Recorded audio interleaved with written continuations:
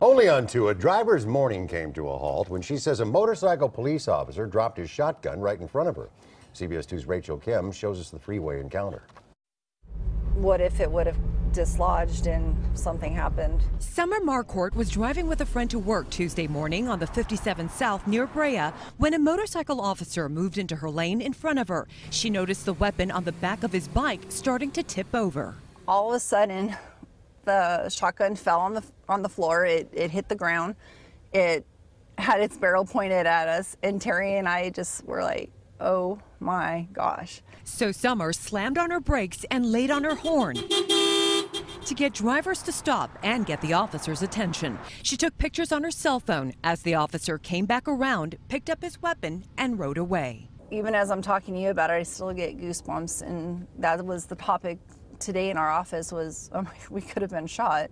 We wanted to know whether shotguns motor officers carry are loaded. A local lieutenant who was a motor cop for 6 years tells me, in general, shotguns are loaded with ammo but are not chambered. That means if it falls, without being triggered, it would not go off. That makes me feel a lot better. The CHP says they weren't notified of the incident because the weapon was retrieved. But if it wasn't and was lost, the officer would be required to notify them. It's unclear right now what department the officer works for, but Summer says she would have appreciated a small thank you. He wouldn't have known where it was. You know, they would have had to close down the entire freeway to come back and look for it. Somebody could have picked it up. We're grateful that nothing worse happened.